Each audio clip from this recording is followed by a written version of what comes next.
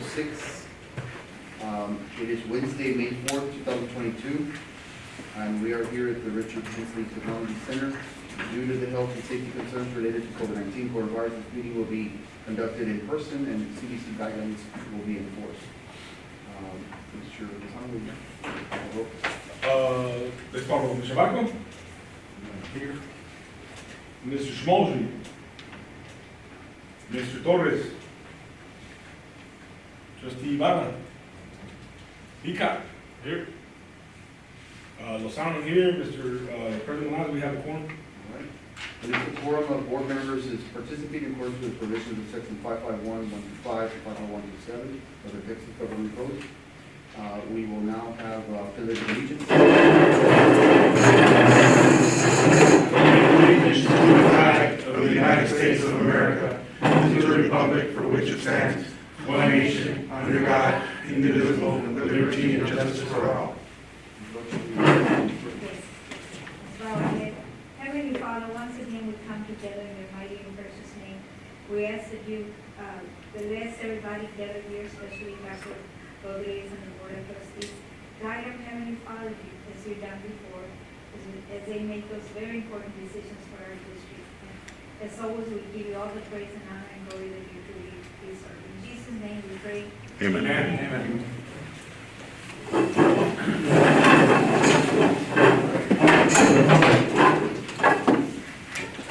Just for the record, it was 6:04. All right, do we have item 3, comments from the public? No public comment? All right, item 4, we have discussion and action items, presentation, discussion, action to approve financial audit for 2020, 2021. Mr. President, members of the board, tonight we have with us Burton McCumber and Goya, our auditors, who will present, discuss, and you all will present, you all will discuss, and take action or not to approve the financial audit for 2020, 2021. Mr. Goya? Yes, is it okay if I just sit for today? Go for it. Only because I've got some documents I want to go over. We're casual as it is.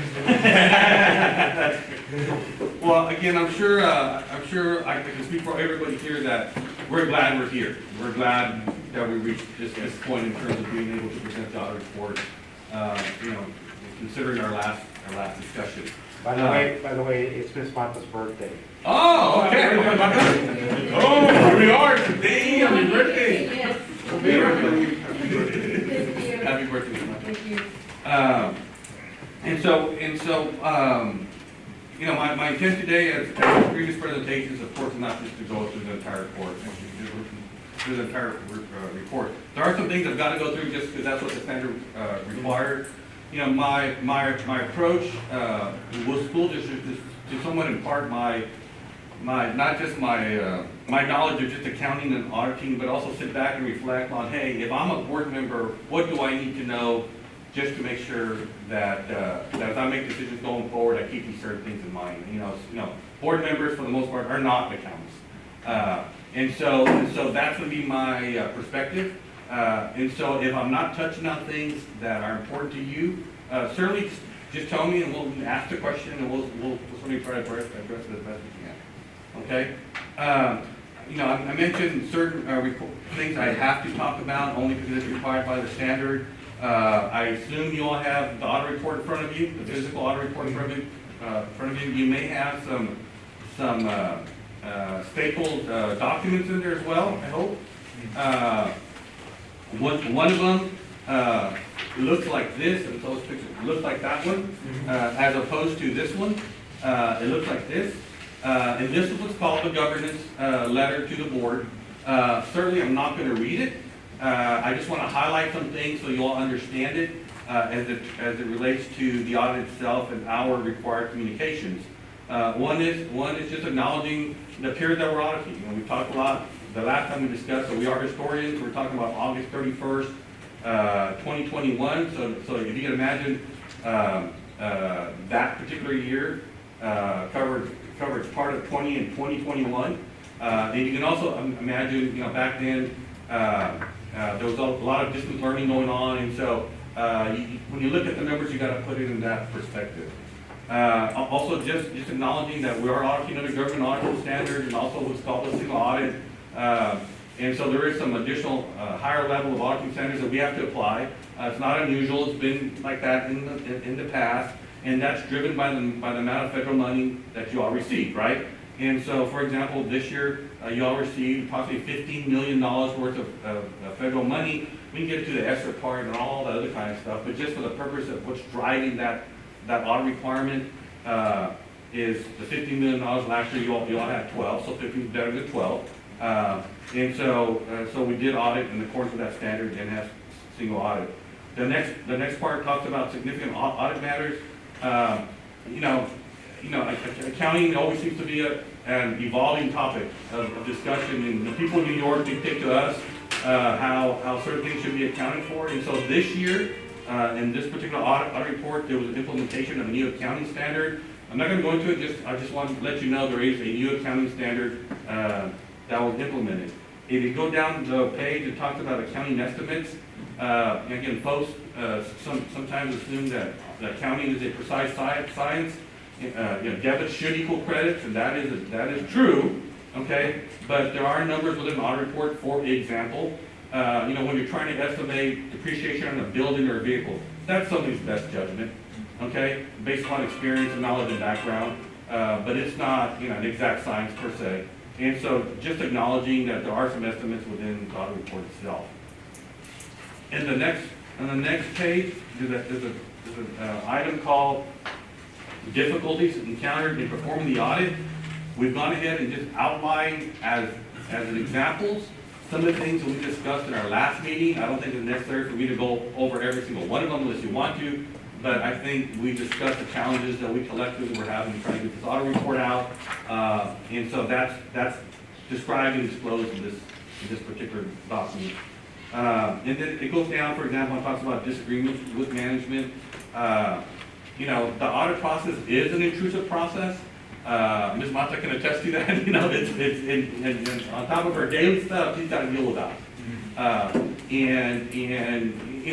We may have differences of opinion and challenges, but I can't say that we had a disagreement about anything. At the end of the day, we both recognize that we had a job to do and we needed to get it out. Okay, so I just want you to know that.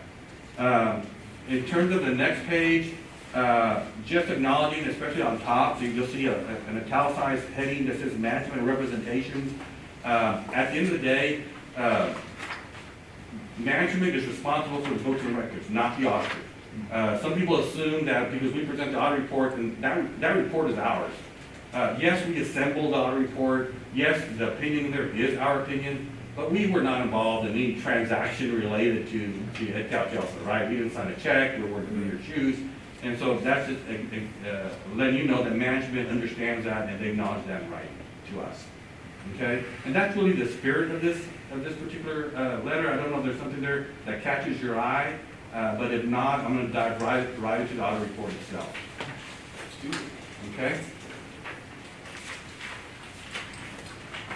So the audit report, I'm going to ask you to start on page 1. Right? And again, we are not going to go through every page. I'm going to talk about 5 or 6 items that, again, I feel it's important for you all to know and appreciate as just a basic understanding of the audit report itself. And so, page number 1, starts with our letter, and on that page, at the very bottom, you'll see an italicized item that says opinions on it. And that's really the essence of what we're engaged to do, is opine on the fairness of the presentation of the financial statements that are being presented. And so I will summarize by saying that opinion is what's called an unmodified opinion. It is a clean opinion, okay? Despite some of the challenges in terms of the internal control things that we saw and things that the district needs to work on, as it relates to the financial statements themselves, it is an unmodified opinion. Now, because this was asked during our August meeting, and I forgot which board member asked, but they said, well, you're opining on the financial health of the district, and that's not what we're opining. All we're saying is that the numbers that you're looking at, in order that a reader can conclude whether there's good financial health, then those numbers are fairly stated. And so that's where we're coming from. I am going to talk about, though, indicators that you all should consider determining yourselves whether you think you're in good financial health or not. Okay? And so again, to summarize, that is unmodified, the clean opinion, and actually consistent with that, with those received in prior years. Okay? Does anybody have a question on that item? Okay. So I'm going to turn you to the page that I think as a board member is probably the most important to understand, and that is page 20.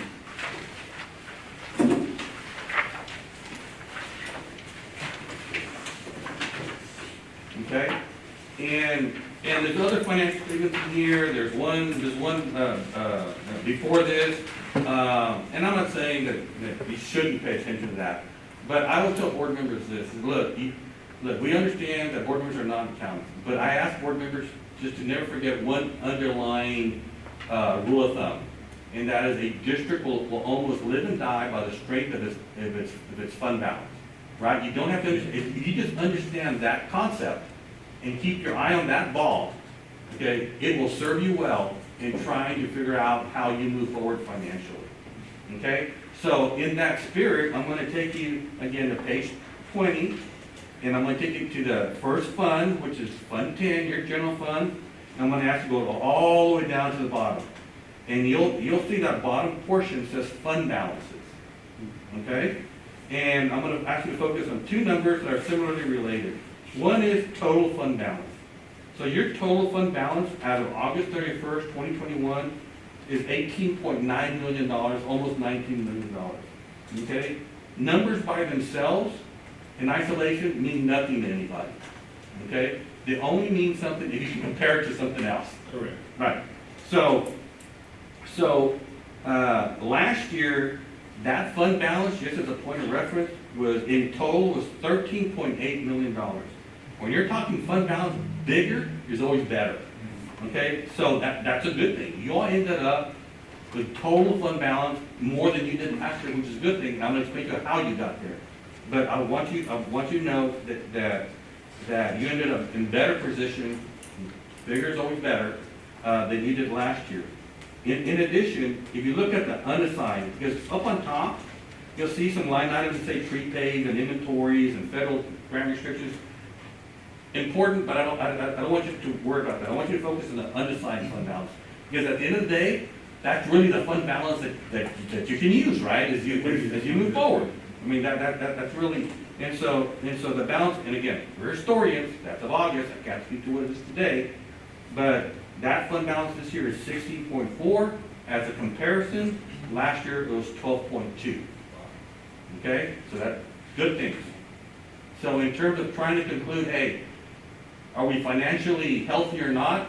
I just gave you examples of what those are good things. I will also add that TEA suggests in their first rating that you have at least 75 days of available cash within the district.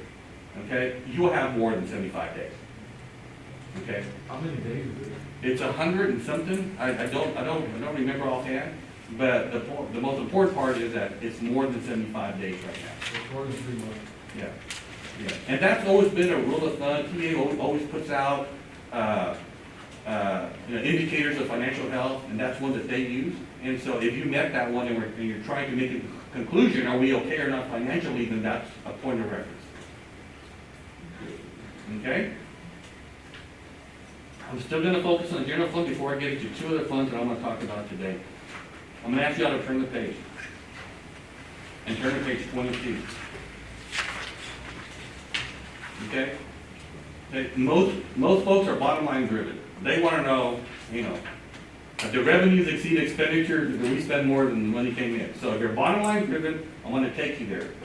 Fund 10, go almost near to the bottom, and in fact, it's almost a third number to the bottom, you'll see, and you will see a line that says net change in fund balance. Okay, so for this year, at the end of the day, y'all were able to generate more revenue than expenses in that particular fund to the tune of $5.5 million. Okay, and so when I spoke about your unassigned balance being bigger than was last year, that's the driver. Okay?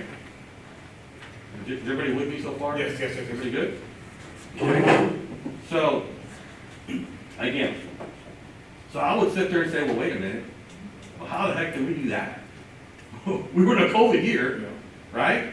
Right? We have ADA falling, right? I mean, your historical trend of ADA, look, 2 years ago, 4,900, 4,500, 4,100, and I said ADA, I misspoke, I meant enrollment, because ADA is different than enrollment. But my point is you know the trend. Okay, so I get back to how in the world did you do that in that particular year? Well, let's kind of take a look at that. If you look at total revenues, you have $56 million in revenues in general fund. Again, means nothing unless I can show you comparison. Last year was 53 million. Okay, so what were the drivers of that additional revenue? Okay, well, one is you had more state programs and federal program money. Okay, that's one. Okay, plus I believe you also received $1 million settlement on some insurance or something like that came in. Okay, and that amount is in local and intermediate sources. Okay, so those three categories or buckets, if you will, now allowed y'all to increase revenue. You got to remember though that settlement money is one-time money. Okay, you can't count on it, right? So, but it's there.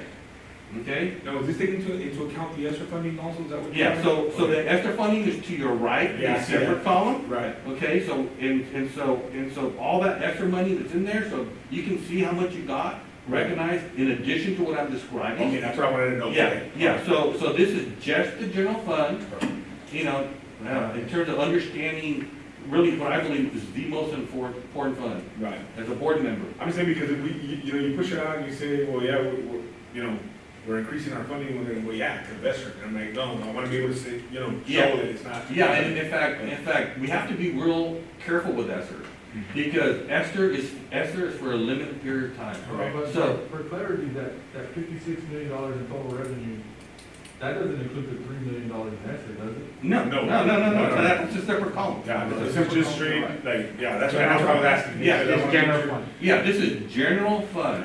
And since we're talking about ESSER, to me, the danger there, because I see it on my board, is creating programs that you gotta wonder whether you're gonna be able to carry those programs beyond ESSER, right?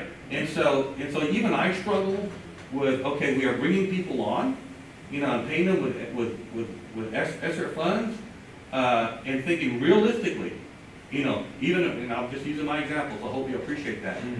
Realistically, have we ever let people go because funding ran out? That's a board decision, but I always challenge that concept. Are we creating programs that become so popular? And certainly we want to create programs that benefit kids and whatnot. But what happens when that money's not there? Are we going to be able to absorb those programs on a going forward basis? Those are decisions that you will have to make 2-3 years down the road. But even I have that in the back of my mind as I look at that. What settlement did we get, Doc? The $1 million hurricane settlement, The Hurricane Hannah? the first check, Oh, Hannah. Yeah. Okay. Okay. So I'm going to jump you back to that general fund because that's what we were talking about. And if you look at expenditures, last year's expenditures were 57 million. This year's, the year under audit, I keep saying this year like we're in it, right? But we're only 53 million. So that line, and I'm going to refer to it as line 1100, there's an index, the numbers on the left-hand side, was 2.5. You've got more revenue than expenditure of 2.5. Last year, it was actually a deficit of 3.3. Okay?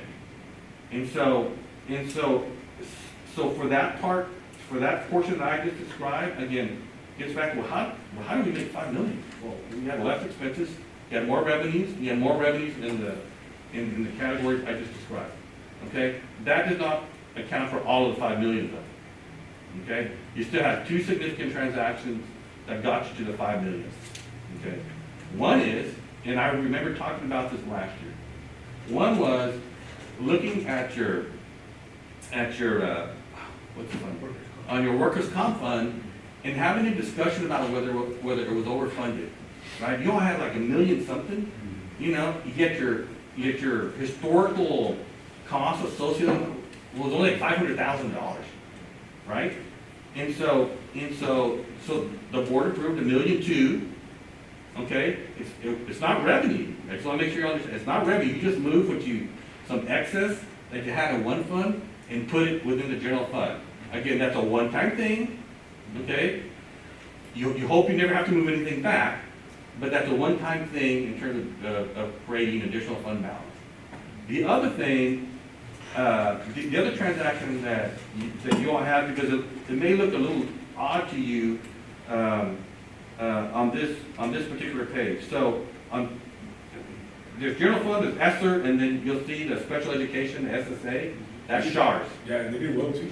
I was seeing their expenditure versus what they brought in revenue. No, yeah, and they historically, where it wasn't the wrong thing to do, because if you notice, you also, the board, transferred 1,300,000 over to the general fund, and I think exceptionally, it was the same concept as the reasons why you did the workers' comp, okay? No, I remember what that was for. That was for the playground systems. Right, y'all were looking for playgrounds, and you were wanting to move money, because there was And the 1.2 was for the state. Correct. Right, Correct. okay? Correct.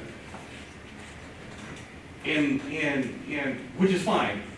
Certainly, I think the people that were involved in certainly, I don't know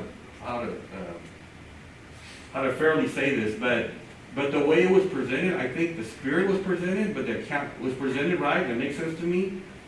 But maybe the numbers could have been tweaked a little bit, and I'm gonna show you why.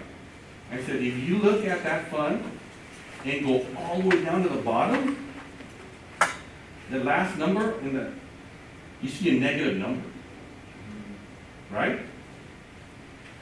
So that kind of tells me that we kind of overcooked it a little bit. We moved too much. Too much. Okay? Plus, part of the driver of that, and I don't mean to get you guys to switch, gentlemen, to switch pages back and forth, but if you can switch to page 20.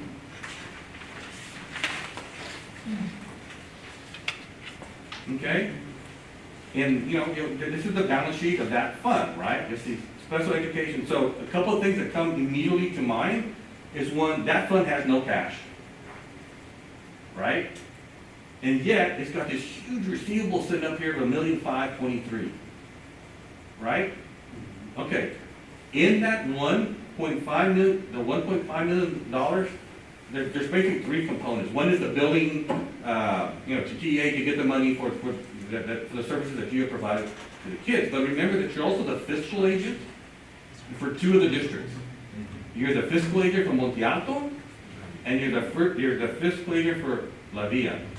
And embedded in that number is a balance of $624,000 that, except for $150,000 that came in here most recently, they haven't paid. They owe you money. Okay, and that money is in arrears, right? It's beyond a year. So a couple of ways to fix that, right? One is collect the money. Let's get some cash in there that they owe you, so you all can, do whatever y'all decide to do with it. Okay? If they don't pay, somebody's got to cover that deficit. Okay?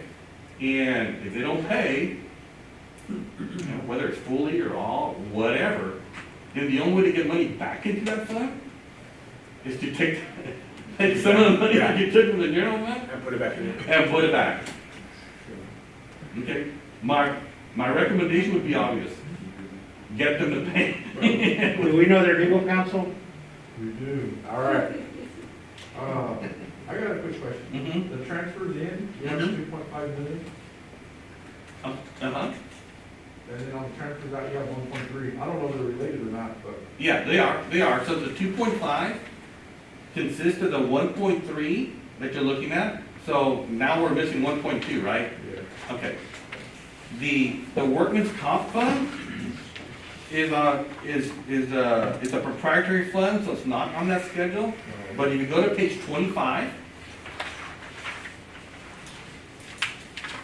You go to page 25, okay, look, you'll see it transfer out, and there it is. Yeah. It's a rare thing to see. To see what? The increase in fund balance. I mean, You know, I'll be honest with you, it's actually not. I mean, whether because, and especially in that time period, right? Because you notice all your expenditures went down, right? You didn't have buses rolling, you didn't have, yeah, you know, and so yeah, I mean, there was opportunities for, you know, for savings, yeah. Even our buildings were not fully. That's what Robert's been marking.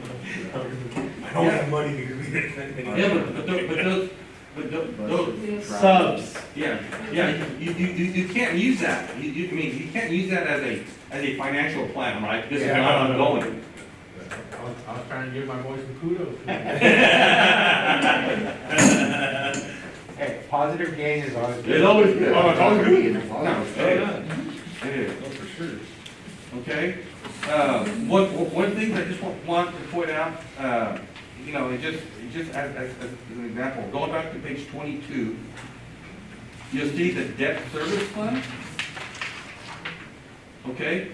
The debt service fund is just accumulating monies, tax monies related to servicing debt, and you pay the debt out of it. Okay? You all did a refunding in the period under audit, and we had a management letter comment that speaks to that transaction wasn't even recorded. So everything you see at the bottom, the 9.8, the 1.5, the 11.2, okay, those were audit adjustments. You know, at the end of the day, when we got the trial balance, those transactions were not even recorded. Okay? And again, I just want to highlight the importance of making sure that, you know, certainly transactions like that are recorded. It's certainly significant, right? We look at big numbers.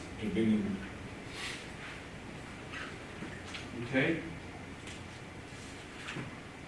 I can walk you through the rest of the financial statement and every footnote if you like, but if I'm you, I think I've given you the things that you've got to focus on and the things that are important, but I would gladly go over the footnotes if you like, before I jump into the back of the report.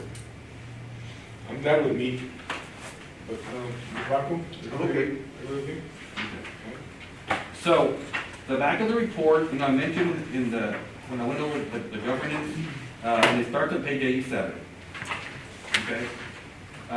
Relate to our audit report letters, you know, because of government auditing standards and single audit and things of that nature, right? And so it is in the back of this report where we actually list, if you will, our more serious findings, because of the separate letter that we got that, hey, we just want to let you know, but didn't make the back of this report. My intent was not to go over every single one of these findings, okay, because I think a lot of it has already been discussed, and I think you know, okay? I just want to say that two of the findings are material weaknesses. We talked last time about the different types of levels of comments an auditor that can make. Two of them are material weaknesses. The other remaining are not, but are significant deficiencies. Management has put together an action plan.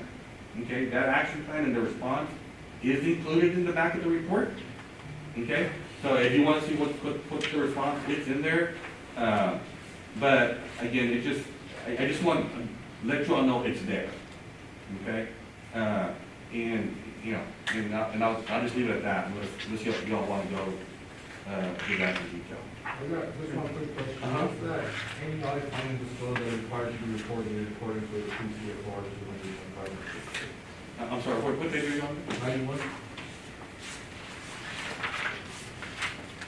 What has to be disclosed? Under federal awards? It's in the middle of the page. CFR 200. So if you go to that particular thing, that CFR, it just talks to you, again, just acknowledging whether there's any material weaknesses or significant deficiencies are disclosed, and those are the ones that follow. So if on the back you have 2021, 2022, I'm sorry, 2021 -001, 2021 -002. Well, I guess my question, who are they disclosed to? Or disclosed to the board? Okay, so I'm sorry? He's asking what's the required disclosure? Yeah, the required disclosure is to list, if you turn the page, No, but I guess, who do you have to disclose it to, the board, or is there another entity you have to disclose? yeah, so the report is addressed to the board, okay, so there are the, I guess, the agent or whatever that's going to. But in terms of, well, who else gets to see it outside if somebody wants to get a copy of the report? Okay, so we don't have to be expecting a letter from the Department of Education. I'm about to get there. All right. Okay, so the report will get sent to TEA, okay, so you may or may not get a letter there, okay? And then the report also gets uploaded to what's called a federal data clearinghouse. In other words, it gets sent up to the government, they send it out to the agencies that actually gave you the money, and it's that, whatever they want to do with that in terms of reaching out to you all or not. Well, and that was gonna be my next question, because I checked on the corrective action on the deficiencies. I don't know if y'all read over them, but is that a bias? I mean, because they're little vague, they're little, you know. Yeah, so does it meet the minimum requirement? Yes, right? You know, do you know, some clients go in there and have a detailed explanation, and some, you know. Well, I mean, just- and again, I mean, you know, because Yeah, I'm looking at it, and I'm looking at the action plan, and a little generic, you know, it just, I just wanna make sure that we're gonna be okay with it. Yeah, well, again, put our responsibility is to make sure you make the minimum requirement, right? You know, am I gonna disagree with you and say, hey, the more detailed the better? Of course I'm not gonna do that, right? Because, yeah, okay, if you get a letter, you know, you are probably gonna have to provide that detail. What's gonna happen? They will specify what we need to. Yeah, and so the best answer that you can give to a letter is, it's corrected, right? Right, so the focus should be getting it corrected before the letter gets here, All right. right? And so, in the next year, what's gonna happen is, in next year's audit, you know, we have to disclose, and collectively disclose, what's the status of the finding. And if it's been cleared, then we will also state that it's clear, okay? But don't wait for us, right? I mean, Correct. get it addressed so that if you get a letter, whether TEA, whoever it may be, right? The best answer you can give anybody is that it's fixed. Yeah, we acknowledge nobody's perfect, we had this circumstance, we acted quickly, we fixed it. That's the best answer you can give. Okay, I'm good with that. Yeah. And they're easy to fix. I mean, it's not like it's. And on this, I guess we do need to get updates on what, because we have them here, the 01, 02, 03, 04, 05. So we can get an update, yeah, so that way we know, as to the areas that need the attention. You want it like every quarter, or? Yes, that way we can see the progress as far as, and again, if there's anything we can do to help with this. And that was my next, that was gonna be my next statement, I'm glad he said it, I mean, you know, like, one of them is equipment management, you know, and I know, we've harped on this for quite some time, you know, I don't know that we even have the software to track our stuff. We do, and we actually employ a person who's supposed to be an inventory specialist. Correct. And I guess it being done. And that, that person, we need to be able to define the responsibilities and let them know that those are the responsibilities. They don't get to do what they want, I'm good with is that. what I'm saying. Yeah, no, I'm good with that. As long as we make sure that that happens. Right. I mean, we need to be accountable. Yeah, do we have a timeline as to approximately when the deficiencies will be addressed? Some of these, Monica, if I'm not mistaken, have already been corrected, is that correct? The corrective information I'm actually working with the resolution, but we don't want to already start setting up. We're actually already started setting up, now we just have to start doing them on the system. And making sure that the way we set it up is correct. So I'm actually, hopefully next week with No more Excel spreadsheets. no. Okay. No, more Excel spreadsheets. All right, I making don't sure. like Excel spreadsheets. I don't wanna go back to where we started. It's actually easier, like, I've been working with Ascender, and then I work with Skyward, both districts I was at, and I actually implemented the bank reconciliation on both systems at those districts. I just think it's easier because you're tying everything back to the books and you're making adjustments that are going on a monthly basis and so forth, because it's easier to keep up with it, and you already know what's missing and so forth. And so one of the statements that the board has repeatedly made, and I believe it, is that you say, ask us for what you need and what support you need. So some of that support is when Monica says, we're using a sender to account for these things, and you hear people out there saying, she's mean, she's making us do all this. No, she's making us comply with what we're supposed to do. No, And so that's the and support. you're never gonna get Yeah. any pushback, like, Yeah, well, for me, I'm not speaking for myself. right. You're not gonna get pushback from me, that's the case. I mean, obviously, we shouldn't get any pushback from anybody up here, because we've all been sat here to a Right. workshop, 2 workshops, and now this. And so I'm pretty more self-explanatory. using the system for everything that's. With all the available. functions that are in there. Yeah, I mean- I just trained, Cynthia Flores on helping people, so she can start invoicing the different. It also has an departments, inventory and module in it. So there's also an inventory See, module. and those are the things that, I mean, if the software's there and we're not utilizing it, it makes no sense. I mean, we're paying for it, Agreed. might as well use it. I mean, that's what we're paying for. You know, I'm not trying to implement also the warehouse, if we have a warehouse, and they do inventory manually on an Excel spreadsheet, so I'm trying to implement that one through a sender, well, that way we can delete the Excel spreadsheet, so every time we have to do. So we're not sitting around trying to dream up of ways to change things, we're trying to comply with Correct. what we need to do. Correct. I mean, yeah, you can take all the operations of a district and I know I'm preaching to the choir, but let me just say that. And at its core is the financial aspect. Everything revolves around the financial aspect. The thing about the financial aspect, it's not exciting, right? I mean, when you're a board member, you say, hey, I need another accountant, and then on the agenda says, I need a new coach. Well, people go to the coach, right? And that's just human nature, right? And so I would just ask that, especially now, you know, and I just reemphasizing what they just said. You know, whatever resources they need, I mean, things need to be tight, because none of this works unless this financial core is working, you know, it's just working also. Well, and I think it's going to go down, I can speak for the rest of the board, I think we're very aware of our financial situation right now, more than ever, just because of the drop of enrollment. Right. You know, and that's all, that's in the back of our mind all the time, we're constantly asking because of that. You know, and most other districts be the same, you know. Yeah. Previously, I don't think we were as concerned because, well, you know, I mean, it wasn't the back burner, we didn't have somebody knocking down our door, you know, trying to take our students. Now that's happening, I think we're a little bit more, you know, financially responsible, Sure. fiscally responsible because of that. I mean, I speak for myself, but I've spoken with all these gentlemen, we also kind of see it. So a lot of our focus is shifting from wants to needs. Right. You know, Right. and those are the, I think, you know, it's helped us get to this point, and I think it'll help us going forward. Yeah, as long as there's accountability. Correct. I mean, if we can account for what we spend, no problem, we can justify. I see it like my own checking account, you know, Yeah. it's, you know, I want a lot of stuff. Right. Can't afford it, you know, but I need the light, I need to pay the house note, you know, so those are the things. And none of those things are getting any cheaper. Exactly. Right. That's the point. Yeah. Right. Thank y'all. I don't know if anybody else needs- I'm good. Very good. There's one topic, you know, I'm gonna let you guys meet, okay? The first rating, okay? Can I assume you all are talking about that? I mean, okay. Yes. Okay. It was Yeah, no, very- we're, Okay, very good. I'll just leave it at that, okay. we're very aware. But it's Well, okay, I mean, we're here now. I just want to note that based on the findings and the material weaknesses, right? Mhm.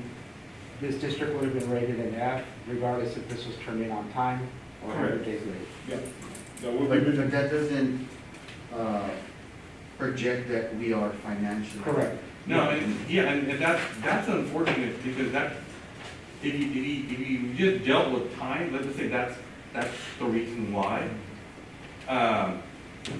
You know, this is my personal opinion, but I think that's a pretty harsh, that's a pretty harsh deal, because we just went through, financially, you're better off than you were last year, Correct. right? But those are the cards that have been dealt. I know there's you know, an appeal process to get through that, and maybe you'll, you know, who knows, there's a process, but But I just want to make sure that you all have that discussion.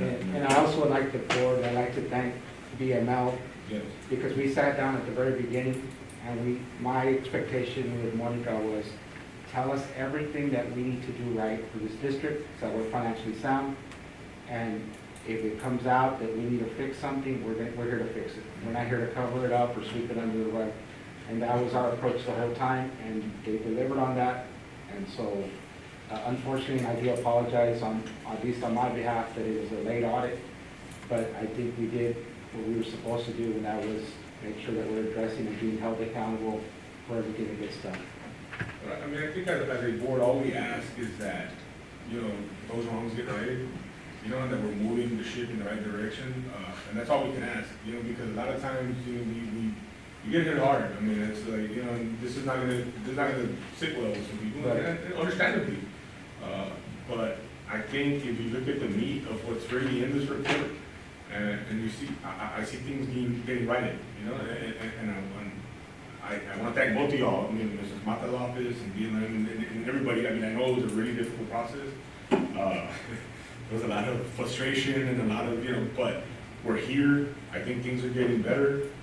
I think now we know what we need to fix, and I think I know what, you know, you all at least are now knowing what direction we need to go in. I mean, it's hard when you walk into a brand new, you know, brand new room with nothing in it, you know, and it's like, and you're expecting any miracles happen. And I can teach most of us, we've had this discussion. We understand what you're going through, and just know that you are appreciated, your work is appreciated, and so is yours. I mean, we really appreciate everything, you know, y'all did to get to this point.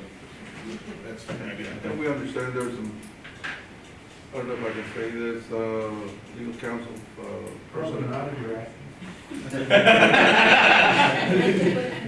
There was an issue, now legal, that I think as a board we had to correct. And that probably created the situation, and I think we've addressed that. And we will continue addressing those kind of issues. So, okay, I think that created a bigger burden on our finance department, than it should have. So, okay, for that, I think we are to a certain degree responsible for that, and hopefully that won't happen again. And I'd like to also add that, to keep in mind that we are an approachable board. Communication is key. If we don't know about it, if we're not informed, then there's no way for us to help. Dr. Rodriguez knows that, you know, you ask, we can come to an agreement with whatever help, whatever things we need to work on to improve different areas. And, you know, we're not, like Mr. Nagoya says, we're not the accountants, but we are here making decisions on what is best for our district and how we can do things in the right way. So we want to make sure that we continue that, but communication is key. We need to make sure that we are informed with timely manner, you know, because we do this with our children. You know, you could have told me earlier, we could have helped, we could have fixed it. The problem gets bigger the more you prolong with asking for, I need assistance. And there's nothing wrong with asking for assistance, you know. We became new to the district. We had you know, new individuals working in a department where you either did training or you did your audit. And I can just imagine, you know, we heard you had long hours of work. And yes, it is a responsibility that you have, but it's also not a burden that you need to take on your own. That if we would have been informed as to, okay, we need help with this, and that also goes with Dr. Rodriguez, you know, he needs to also say, I can't overwork my employees because an overworked employee is bound to make mistakes, and that's what we're trying to avoid. We're trying to make sure that everything is done the proper way, the correct way, and there's no excuses. We just need to work together. And the good thing about our audit now is that, unlike in 08 when I first got elected to this board, it was like the money. we let go of almost 300 employees. For 3 years there, at least 3 years, it was very difficult. I don't know if you remember that? Yes, sir. So, but it was the lack of funds that was the problem. So this is, in a way, a good problem, even though it's not good, but it's a good problem, really, unlike what we went through over 10 years ago. So it should be good. And thank y'all. Thank you for your work. I know you spent a lot of time here. Thank you, it's appreciated. And both Dr. Rodriguez, and thank y'all for everything. We're all in the trenches together. You know, that's one thing, we forget sometimes is that if you're on your own, you're not. You know, we're here to support. I mean, and we're phone call away, so we're all in the trenches together. We're all in good families. Thank y'all. I appreciate you all. Everybody, thank you. So, any other questions? I would add in the motion to request the referral of corrective action on the 2 months. So we can note that we will be getting a report. You're gonna make a motion. I'd like to make a motion to approve the audit as presented and include a quarterly update on where were the deficiencies. I'll second that motion. So I've got a motion by Mr. Lozano, a second by Mr. Barco. All those in favor? Aye. All those opposed? Motion passes. Next item we have is closed session. We're going to request the board of trustees convene in closed meeting and authorize the provision of the open meeting. Chapter 5.1, 6, governing code, chapter 1, verse 34. The purpose of discussion personnel considering employment, resignation, retirement, evaluation, reassignment duties, and dismissal. We are now in executive session at 6:52.